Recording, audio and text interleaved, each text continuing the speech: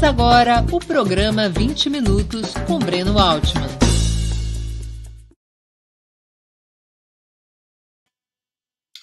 Bom dia! Está começando mais uma edição do programa 20 Minutos. O tema de hoje: a história fará justiça a Dilma. Nós vamos discutir um pouco no quarto aniversário do golpe de Estado de 2016, o que foi o governo da presidenta Dilma Rousseff, quais as condições que permitiram o sucesso do golpe que a derrubou, quais as características do seu governo, seus acertos e também seus erros, para tentarmos oferecer aos nossos espectadores, às nossas espectadoras, informações sobre esse período tão delicado e importante da nossa história recente. Mas antes de começarmos a exposição, 3 mensagens importantes. A primeira delas: eu queria sugerir a vocês fortemente que fizessem sua inscrição no canal do Opera Mundi no YouTube. Nessa plataforma, vocês tanto poderão acompanhar nossas transmissões ao vivo, quanto assistir edições anteriores dos programas 20 Minutos e demais programas da TV Opera Mundi. O YouTube é uma plataforma muito mais amigável para assistir vídeos, para fazer comentários e também para contribuir financeiramente com o Opera Mundi através do Super Chat. Não se esqueçam, ao fazerem sua inscrição no canal do Opera Mundi no YouTube, de marcar o sininho.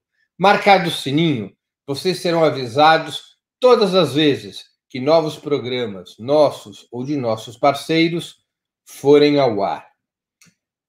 O Opera Mundi, o canal do Opera Mundi no YouTube, já tem mais de 105 mil inscritos. Nós tentaremos chegar a 200 mil até o final do ano.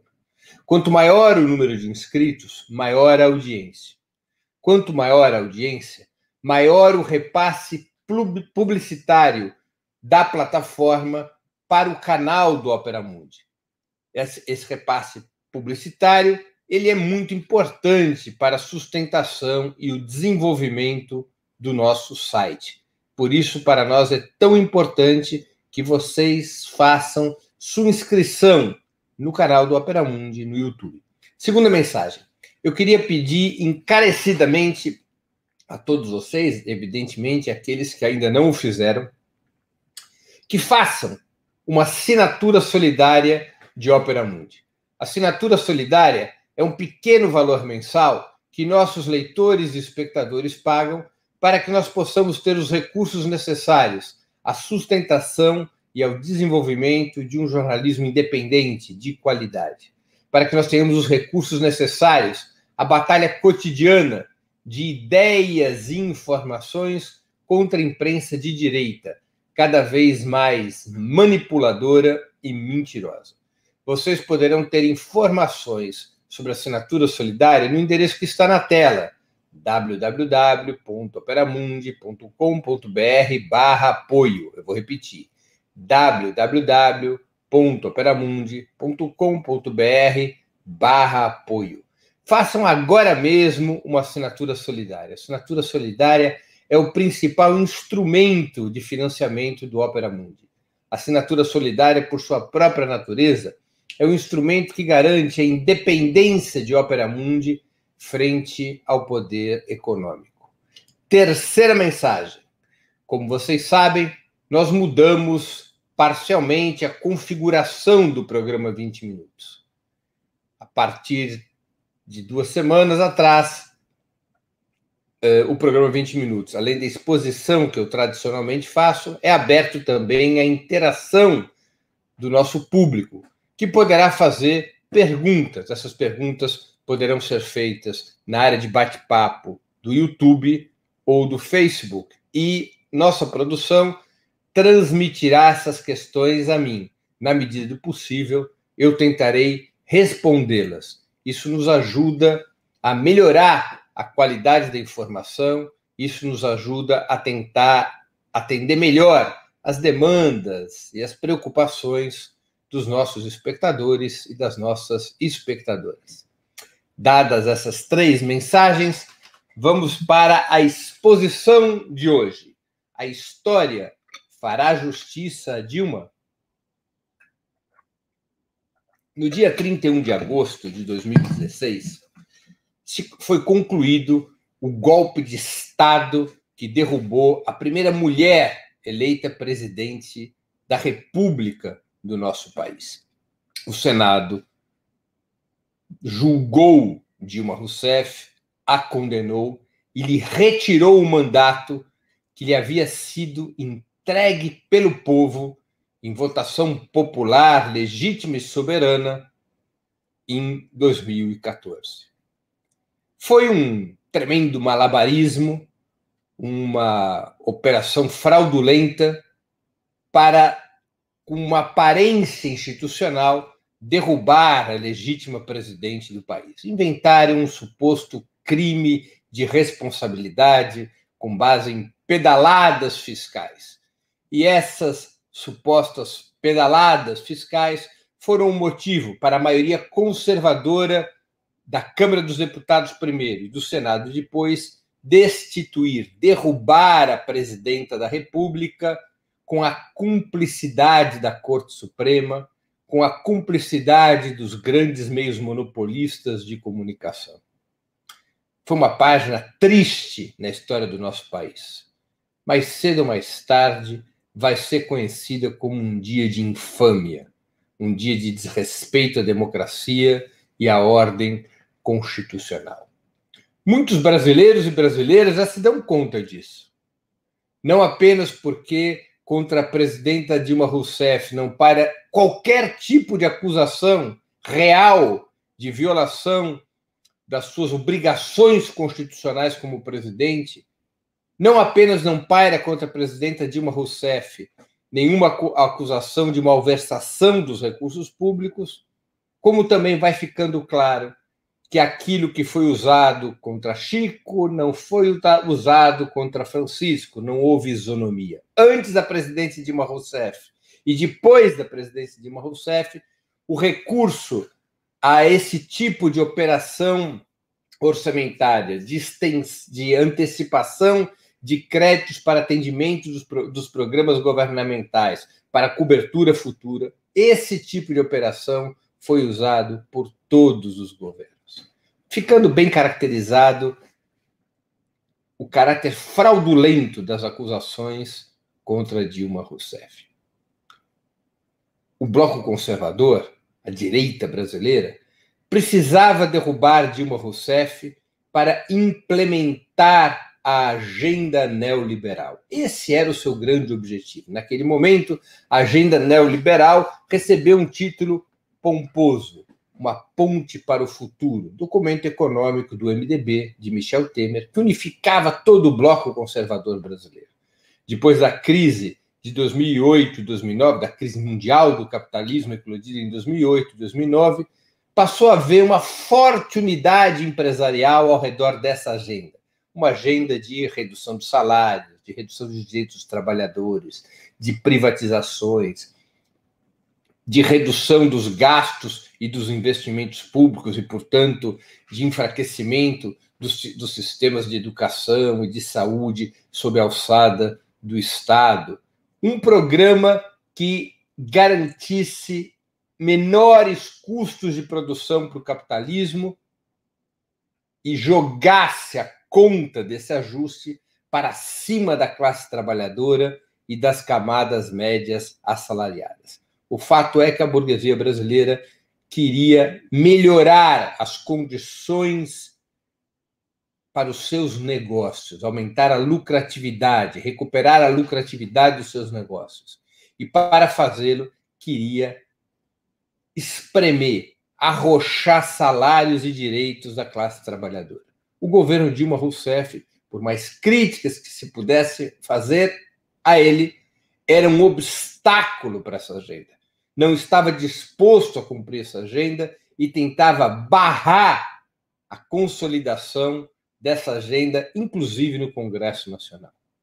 Por isso que a burguesia toma a decisão, logo após ter perdido as eleições de 2014, de que o governo Dilma Rousseff tinha que cair, e tinha que cair imediatamente.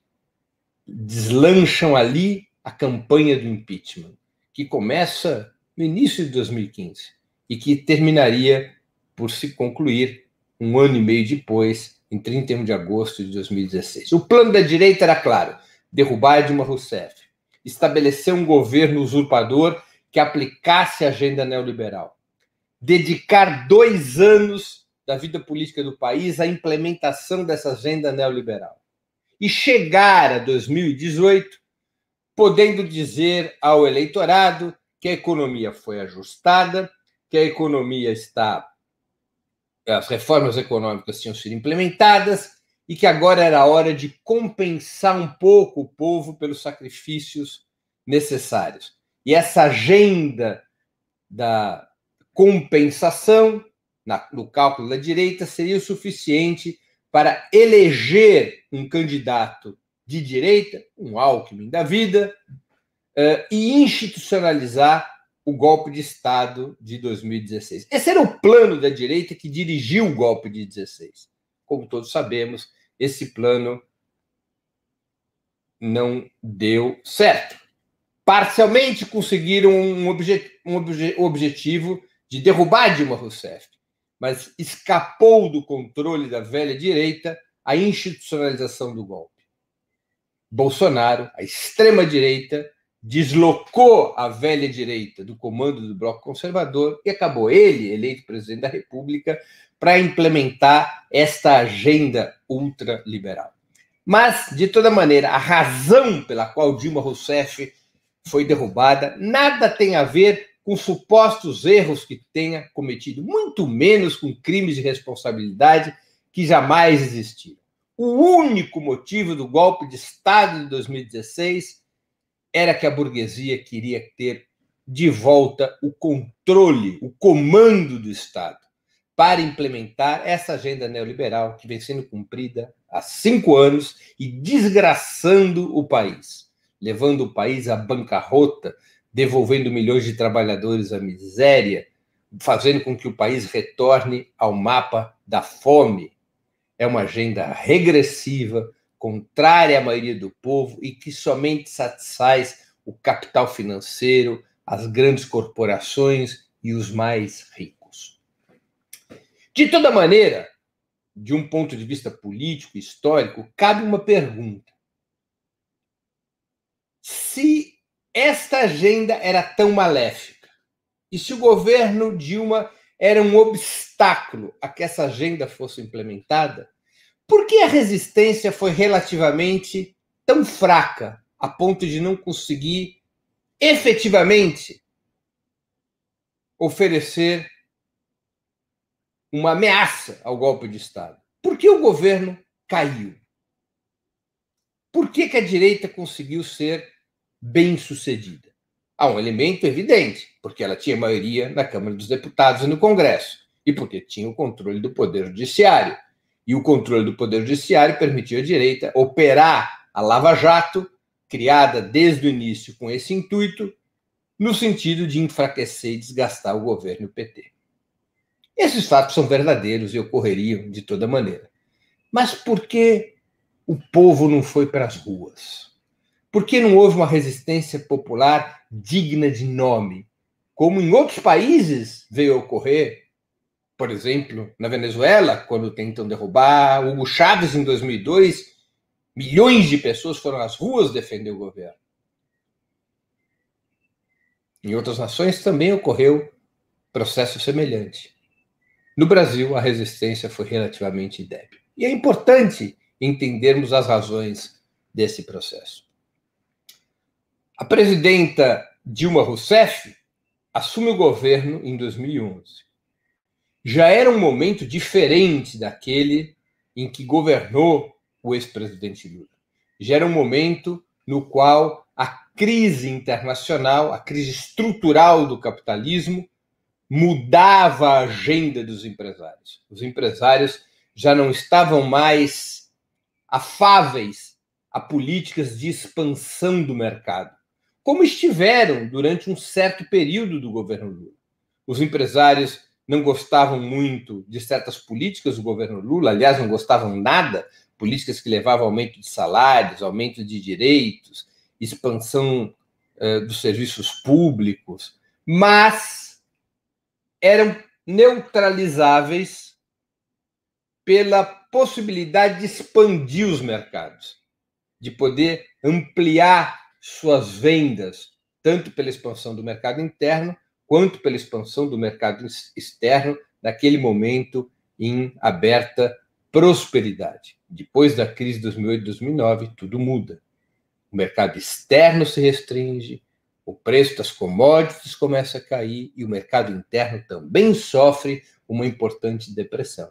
Os empresários já não queriam mais saber de políticas para expandir mercados, já não acreditavam nessas políticas, já achavam que essas políticas não trariam resultados e se voltam para uma agenda de reduzir os custos de produção. Repito, reduzir custos de produção, reduzir salário e reduzir direitos, é fazer privatizações, é usar o orçamento público para os mais ricos e tirar o orçamento dos mais pobres, é reduzir custeio, gastos e investimentos públicos de tal sorte que o capital financeiro esteja seguro de que os juros da dívida interna, sempre altos, lhe serão pagos pontualmente.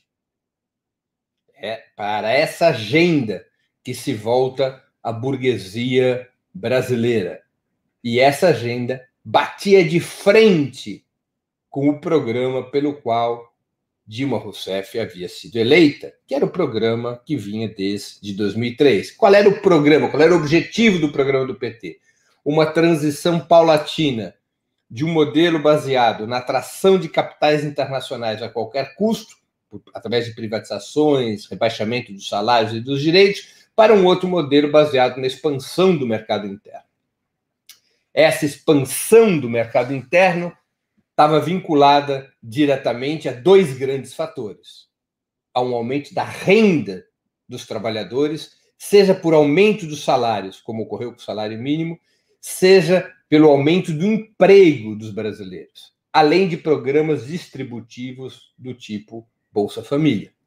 Mas também estava vinculado ao fator aumento dos investimentos, em especial dos investimentos públicos, que sempre capitanearam o desenvolvimento econômico no Brasil. Era necessário o aumento dos investimentos para a economia poder se desenvolver e gerar mais empregos, o país poder se reindustrializar e assim por diante. Pós 2010, o cenário fica complicado, porque a burguesia brasileira já não queria mais saber do pacto que havia vigorado nos anos anteriores, pelo qual o governo ampliava os investimentos públicos, o governo ampliava direitos, o governo criava uma situação no qual cresciam os salários, o governo implementava transferências orçamentárias de caráter distributivo, o governo aplicava programas sociais de caráter distributivo, mas a compensação para a burguesia era a expansão do mercado. Esse sistema havia entrado em crise. A presidenta Dilma Rousseff tenta reequilibrar esse pacto. E tenta reequilibrar esse pacto reduzindo juros, tentando estimular determinados setores econômicos a investir através de desonerações, buscando, enfim, uma ação do governo que neutralizasse o giro da burguesia brasileira contra a agenda petista, além de rebaixar juros, além das desonerações para ampliar as condições de investimento do capital privado. A presidenta Dilma Rousseff também buscou aplanar, atacar problemas que geravam pressão por parte do mercado financeiro, entre eles uma certa elevação inflacionária. O governo de Dilma Rousseff, logo toma posse, executa um ajuste fiscal importante no ano de 2011. De 2011 a 2013, foi feito, portanto, um combinado. Se houve ajuste fiscal, por outro lado, houve também redução da taxa de juros, ampliação dos créditos fornecidos pelos bancos públicos, desonerações para estimular o investimento privado. Essas operações, no entanto, não levaram ao seu resultado almejado. O fato é que a burguesia brasileira usou as desonerações para recompor sua margem de lucro, não expandiu seus investimentos privados, o rebaixamento da taxa de juros, ao invés de estimular esses investimentos, provocou mais conflito com a burguesia, porque em grandes corporações a alta taxa de juros compensava o aumento de salários, porque isso era um fenômeno que vinha desde os governos Lula. Um aumento dos salários nas empresas, e esse aumento de salários, especialmente num período de retração do mercado, representou uma queda da lucratividade das grandes corporações, e muitas dessas grandes corporações compensavam a queda da lucratividade por conta do aumento dos salários com investimentos no mercado financeiro a altas taxas de juros. Quando a presidenta Dilma Rousseff reduz as taxas de juros, ao invés de provocar um aumento dos investimentos privados, porque o dinheiro nos bancos estaria mais barato, o que houve foi uma sabotagem por parte da burguesia, conflitos por parte da burguesia, porque, além de aumentar os salários, os governos petistas tiravam parte do ganho financeiro que compunha a lucratividade das grandes empresas. Diante da impossibilidade, da inviabilidade de refazer aquele pacto com os setores da burguesia que havia predominado durante o governo Lula, o cenário que passa a existir, paulatinamente, é de uma ofensiva burguesa, de uma ofensiva da direita contra o governo Dilma Rousseff, que atravessaria, por exemplo, as chamadas jornadas de junho de 2013, quando a direita trataria de disputar as ruas com a sua narrativa, buscando dirigir aqueles protestos contra o governo Dilma, como de fato veio a ocorrer.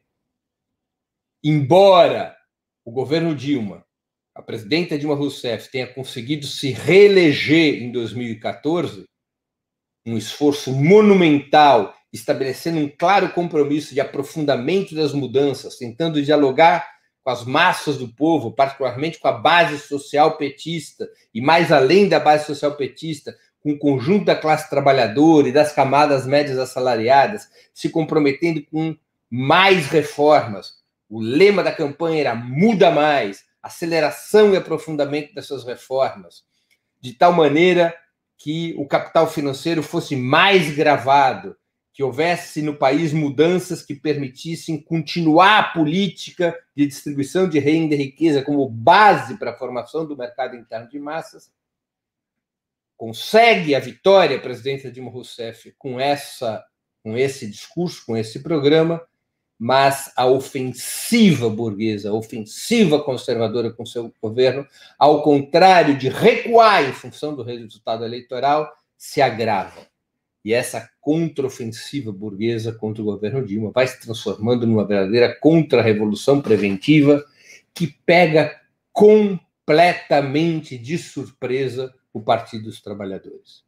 E aí nós temos um problema que não pertence à presidenta Dilma Rousseff, mas que vem desde o início do processo com a eleição do presidente Lula.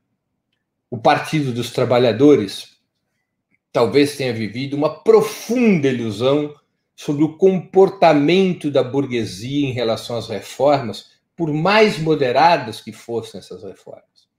O Partido dos Trabalhadores deu provas evidentes, ao lado do resto da esquerda, de que considerava estrutural, orgânico, para valer o compromisso da burguesia com a democracia.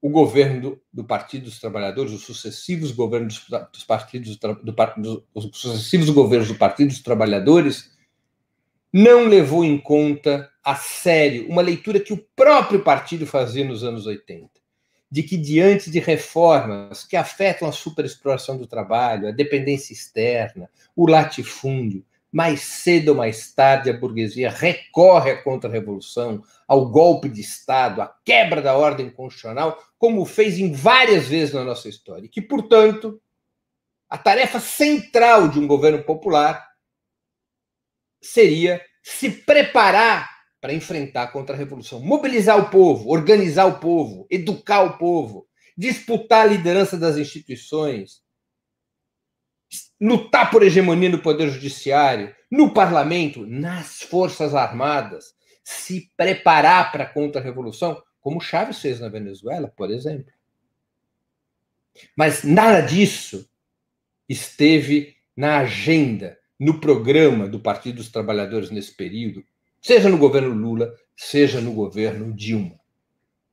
O processo político iniciado em 2003 não tinha como claro objetivo enfrentar a contra-revolução. Não considerava sua inevitabilidade, ao que tudo indica. E o governo Dilma foi caudatário desta ilusão. Não houve preparação das condições objetivas e subjetivas para enfrentar essa ofensiva conservadora. E essa ofensiva conservadora, quando se estabelece, unifica a burguesia, unifica os partidos de direita, passa a ser hegemônica no Poder Judiciário, passa a ser hegemônica no Parlamento, o governo Dilma Rousseff se sente fraco diante daquela ofensiva. Embora os números econômicos do país fossem relativamente saudáveis, especialmente a taxa de emprego e até mesmo a taxa de crescimento. Embora a economia já viesse numa desaceleração, embora os sinais recessivos já fossem claros, naquelas circunstâncias internacionais, o Brasil conseguia, de certa maneira, manter uma certa estabilidade.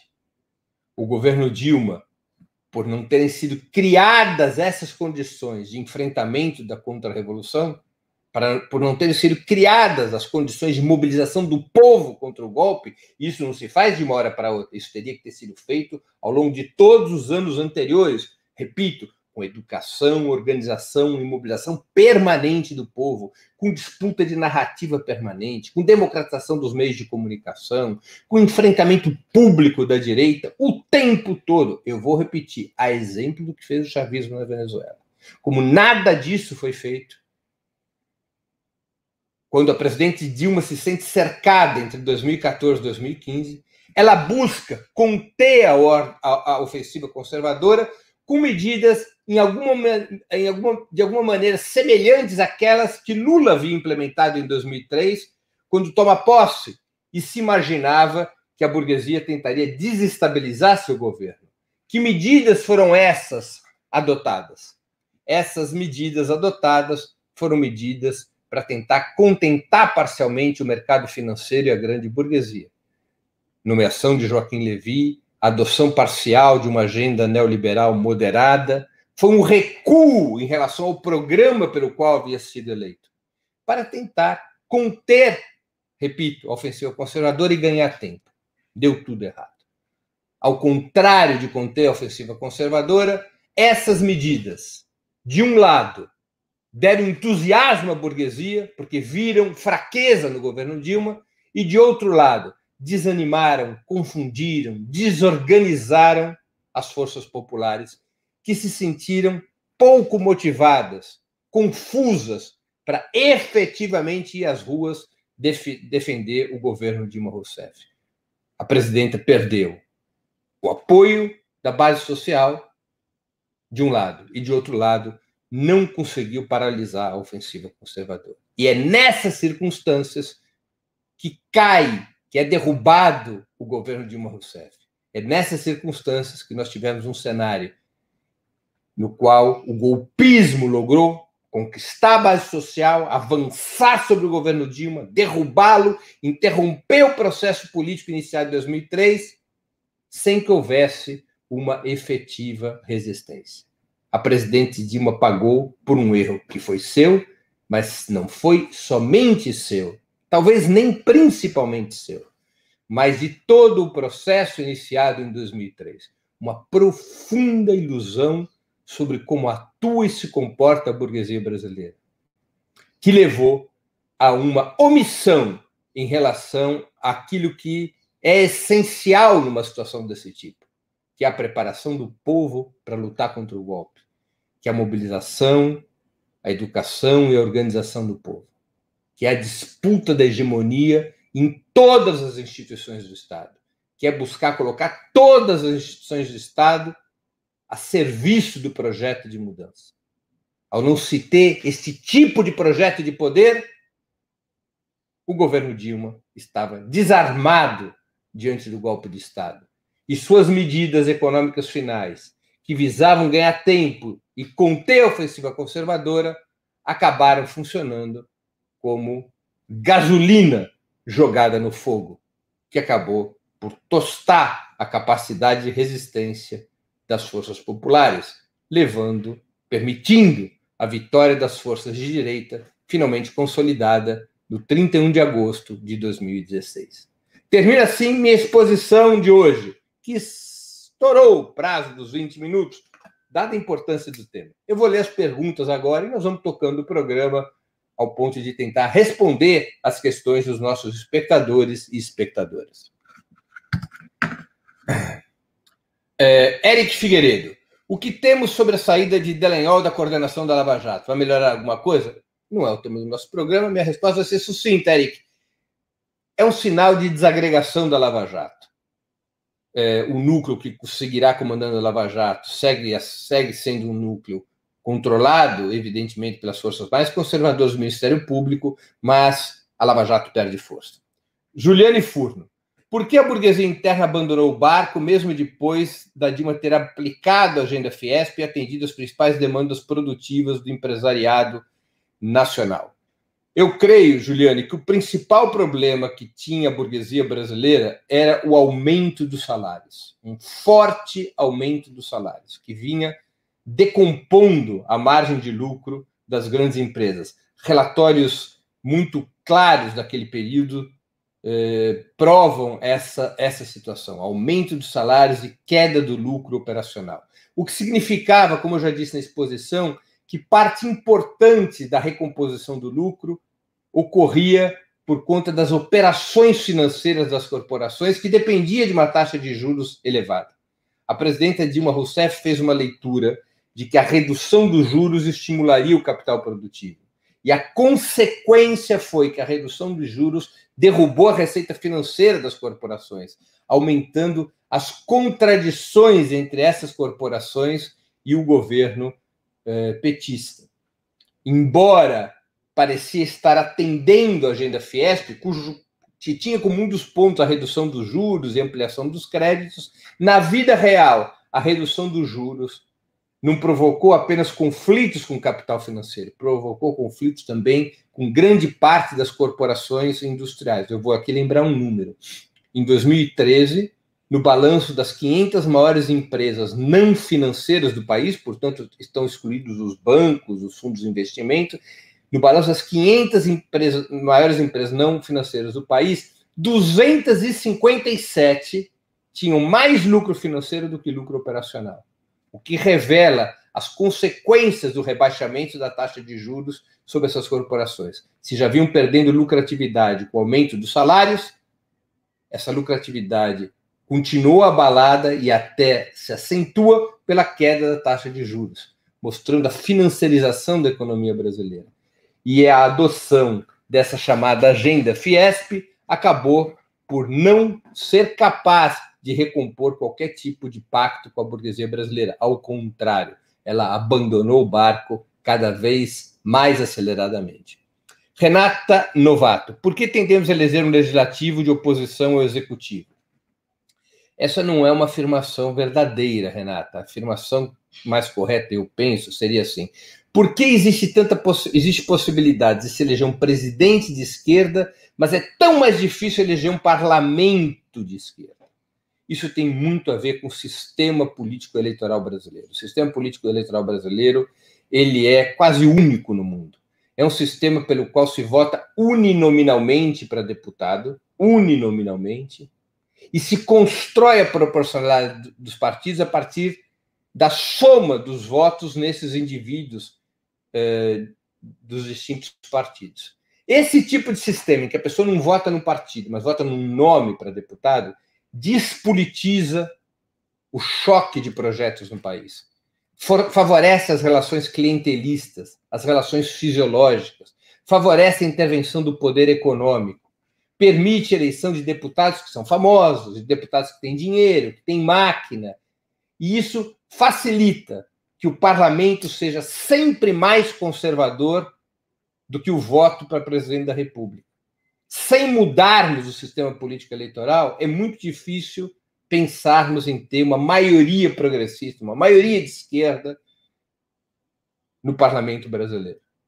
Essa é a situação que a gente vive. É um país continental, subordinado a oligarquias regionais poderosas e a esse sistema político eleitoral que é uma herança da ditadura.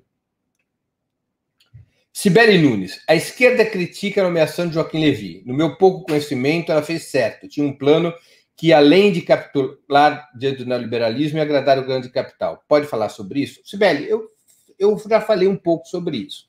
Eu penso que a presidenta Dilma Rousseff aplicou um conjunto de medidas a partir do final de 2014, início de 2015, para tentar conter a ofensiva conservadora, a ofensiva político-partidária no parlamento, a ofensiva judicial e a ofensiva da burguesia brasileira contra seu governo. Imaginava que podia acalmar essa ofensiva, como o presidente Lula o teria feito em 2003, quando também adota um conjunto de medidas neoliberais, como o aumento da taxa de juros, para mostrar que ele não vacilaria na luta contra a inflação e que ele cumpriria os contratos herdados do período político anterior. Foram medidas em 2003 que supostamente serviram para impedir a reorganização da burguesia contra o seu governo. A presidente Dilma possivelmente imaginava, com essas medidas, ter o mesmo efeito, ganhar tempo, conter a tríplice ofensiva contra o seu governo, do Poder Judiciário via Lava Jato, do Parlamento comandado por Eduardo Cunha e da burguesia brasileira. Essas medidas, no entanto, não resultaram positivas. Nomeação de Joaquim Levy e essas medidas não surtiram o efeito esperado. Como eu já disse, a burguesia compreendeu que aquelas medidas eram uma piscada, que o governo tinha tremido as pernas e que era hora de avançar ainda mais fortemente sobre o governo. E sobre as forças populares, essas medidas provocaram divisão, confusão, um sentimento de estelionato eleitoral, porque o governo Dilma Rousseff havia sido eleito com um programa cujo slogan era Muda Mais, aprofundamento das mudanças. E as suas primeiras medidas no segundo mandato vão no sentido oposto, de uma restauração parcial da agenda neoliberal. Pelo menos essa foi a percepção entre setores importantes do povo brasileiro, derrubando a popularidade do governo, derrubando a capacidade de mobilização dos partidos de esquerda, colocando o governo numa situação difícil do ponto de vista de credibilidade junto à sua própria base social. Foi a tempestade perfeita. Ânimo do inimigo que avançava e desânimo das forças aliadas que deveriam resistir. Essa é a minha avaliação, Cibele. Klinger Souza. A história fará justiça à presidente Dilma, reconhecendo que ela foi deposta sem crime de responsabilidade. Eu não tenho nenhuma dúvida disso, Klinger.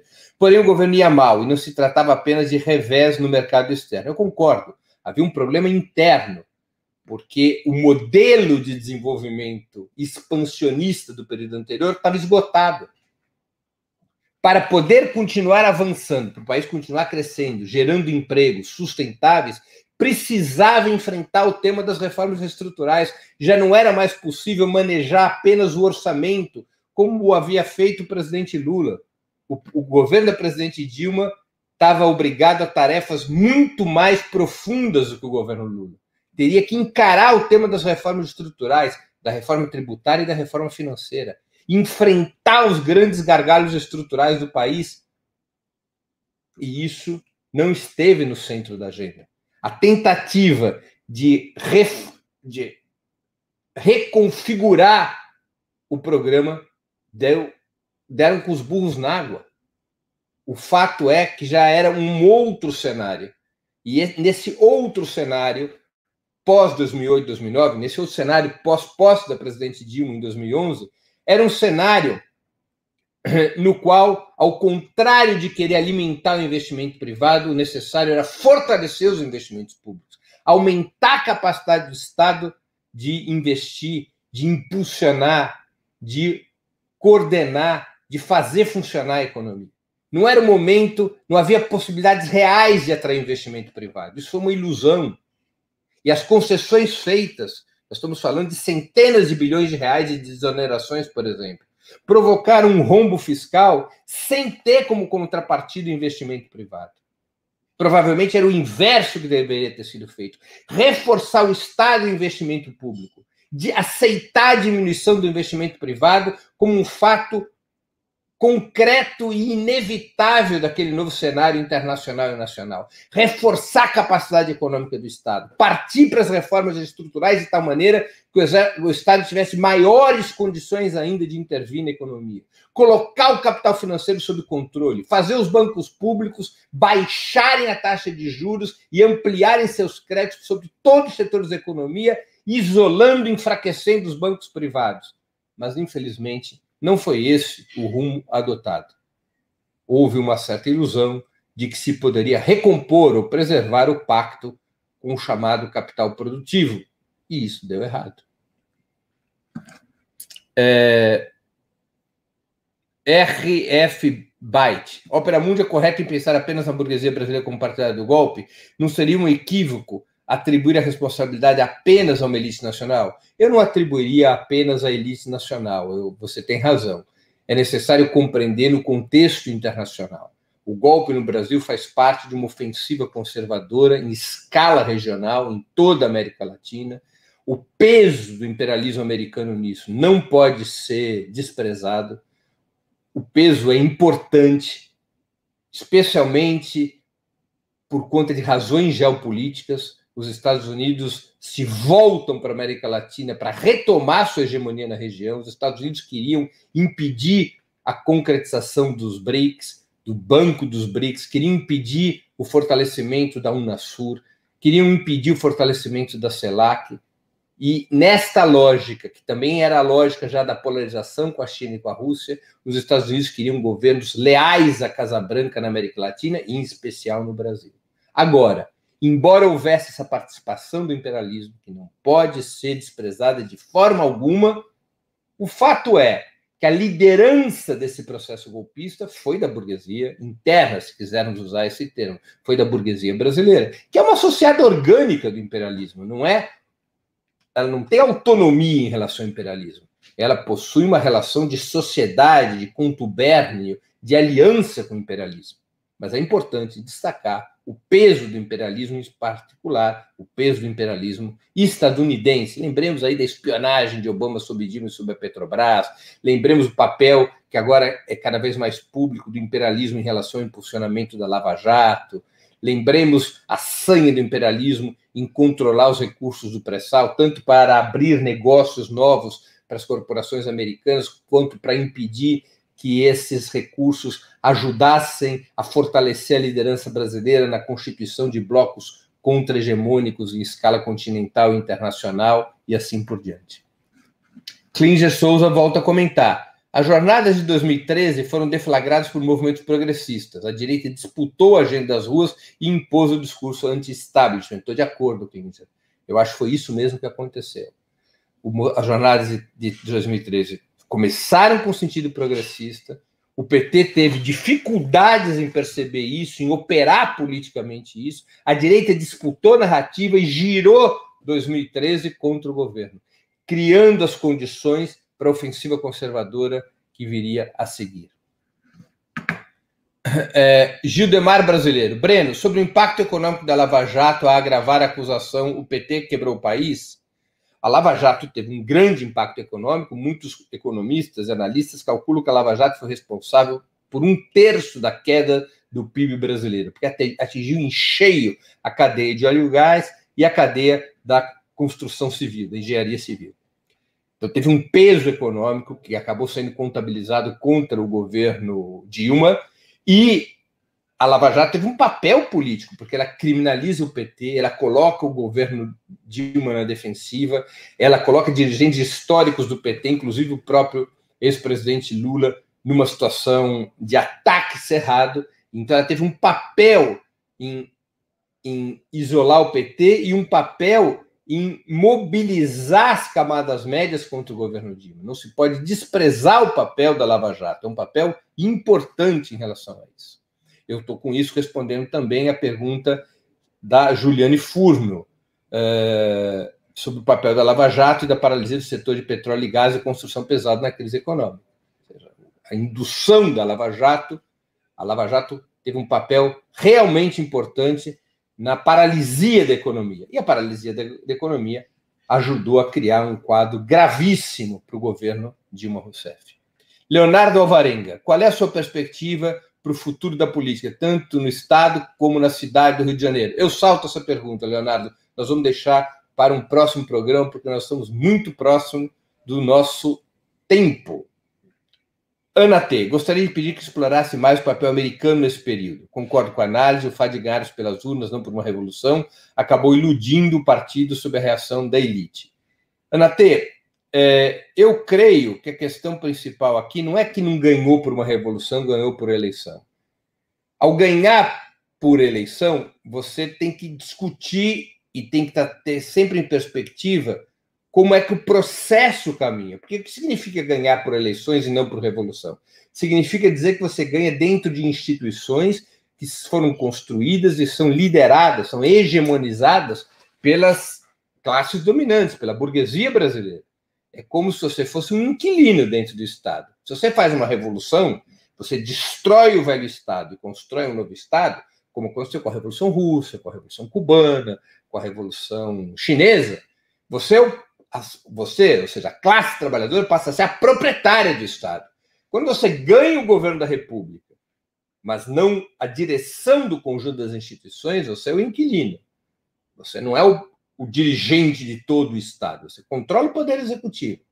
E, portanto, você tem que ter claro que, ou bem o Estado passa para o controle das classes trabalhadoras, para poder ser implementadas as reformas estruturais, ou bem as instituições desse Estado se voltarão contra o governo popular e tratarão de derrubá-lo, como sempre aconteceu na história da América Latina.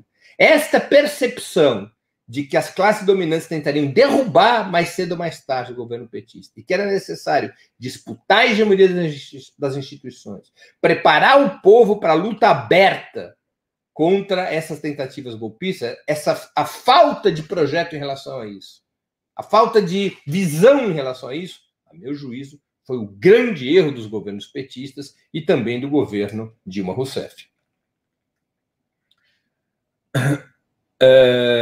Breno, precisa comentar que o Gilberto Brasileiro contribuiu no Superchat 2 vezes. Ele fez 2 perguntas. Então, estou comentando aqui. Esse foi um recado da produção para mim. Gilberto Brasileiro, quero te agradecer pela dupla contribuição no Superchat e pergunto aqui, trago aqui a sua questão. Breno, sobre a política externa petista, desequilibrar a ordem geopolítica internacional. Como eu disse, agora retomo, Gilberto, a política externa brasileira foi um dos fatores que leva à reação imperialista contra o governo Dilma. Porque o Brasil, com a sua política externa, ajudava a consolidar os BRICS, ajudava o BRICS a avançar no sentido de ter instituições financeiras próprias. Lembremos daquela grande reunião do BRICS que ocorre em Fortaleza durante o governo Dilma Rousseff. Em seguida, o BRICS avança para constituir seu próprio banco, suas próprias instituições financeiras. E isso para os Estados Unidos era inaceitável. O Brasil também, com sua política externa, fortalece o UNASUR, CELAC. CELAC foi a primeira organização continental no qual estavam representados todos os países, incluindo Cuba, e não estavam os Estados Unidos e o Canadá. Portanto, o Brasil impulsionava a construção de um bloco contra-hegemônico que também era inaceitável para os Estados Unidos. A política externa, apelidada de ativa e altiva do governo brasileiro, desde o período Lula, ela se contrapunha, se confrontava contra o imperialismo americano. E o imperialismo americano reagiu contra essa política. E reagiu contra essa política, especialmente depois da crise de 2008 e 2009, quando muda o cenário internacional, quando se aprofunda a polarização com a China. Quando os Estados Unidos percebe que precisava recuperar o controle sobre suas áreas de hegemonia potencial, em especial a América Latina. Então, a política externa brasileira provoca uma reação imperialista. E, mais uma vez, eu creio que o Partido dos Trabalhadores e os governos Lula e Dilma não se deram conta, na sua radicalidade, de que uma política externa tão avançada provocaria uma poderosa reação e havia que se estar pronto para reagir, para se contrapor àquela reação, tanto do ponto de vista de mobilização popular, quanto de disputa das instituições, como também do ponto de vista de alianças internacionais. Aquela política externa aprofundava as contradições com o imperialismo, e o imperialismo iria reagir. E os governos petistas não se prepararam para essa reação. José Barreto, e é a última pergunta, que nós nos aproximamos já de 1 hora de programa. Bom dia. O Mantega, ministro da Economia da Dilma, foi pouco ouvido no pós-golpe. Ele seria uma pessoa importante a ser ouvida e nunca ouvi falando sobre o golpe. Por que não é acionado? Olha, eu não saberia responder essa questão. O Mantega foi ministro da Economia até 2014, não é? Até o fim do primeiro mandato da presidenta Dilma Rousseff. Ele tinha sido ministro desde o período Lula e seu mandato como ministro, sua passagem no ministério se estendeu até o final do primeiro mandato de Dilma Rousseff. Eu não saberia responder por que ele foi pouco ouvido no pós-golpe. Ele teve graves problemas familiares, uma doença muito grave da sua companheira, ele viveu problemas familiares bastante difíceis, foi muito cercado, muito perseguido pela Lava Jato. Talvez aí tenhamos alguma explicação. Eu não saberia responder com maior precisão, mas a dica é boa, ouvir o Mantega para um balanço sobre a situação daquele período. Pessoal, com essa última resposta, encerro aqui o programa 20 Minutos de hoje. O programa 20 Minutos de hoje durou quase 1 hora. Eu peço desculpas pela extensão do tempo, mas é um tema de grande importância, por isso mesmo que eu estiquei minha exposição e também busquei responder as questões que foram colocadas pelos nossos espectadores e espectadoras. Quero, antes de encerrar o programa e antes de agradecer aos que nos acompanharam nessa manhã de quarta-feira, dia 2 de setembro, ressaltar uma questão sobre o tema do programa. A história do golpe não pode ser contada sem um destaque ao papel sempre valente e firme da presidenta Dilma Rousseff. Por mais críticas que se possa fazer a certas opções que tomou, por mais críticas que se possa fazer a certas condutas políticas durante a crise, o que é inquestionável é a firmeza, a dignidade, a valentia da presidente Dilma Rousseff, que muitas vezes enfrentou a avançada golpista em situações solitárias e que fez honra à sua trajetória de vida, de combatente contra a ditadura, de presa política, de torturada. Ela caiu e foi derrubada. Eventualmente cometeu erros que facilitaram a vitória inimiga, mas seus erros não foram individuais, são erros coletivos do Partido dos Trabalhadores e da esquerda, e são erros que em nada apagam ou podem apagar da história sua coerência, sua firmeza e sua dignidade, que continuam a servir de exemplos para todos nós. Termino assim o programa 20 Minutos de hoje. Queria agradecer mais uma vez a audiência, a todos que nos acompanharam, aos espectadores e espectadoras, as perguntas que foram feitas. E nós voltamos a nos ver na próxima sexta-feira, às 11 horas da manhã, com mais um programa 20 Minutos. Até lá e um grande abraço. Para assistir novamente esse programa e a outras edições dos programas 20 Minutos, se inscreva no canal do Opera Mundi no YouTube. Curta e compartilhe nossos vídeos, deixe seus comentários. O jornalismo de Opera Mundi é mantido com o seu apoio. Faça uma assinatura solidária em www.operamundi.com.br. Com um pequeno valor mensal, você nos ajuda no desenvolvimento de um jornalismo independente e de qualidade. Obrigado pela audiência e até a próxima.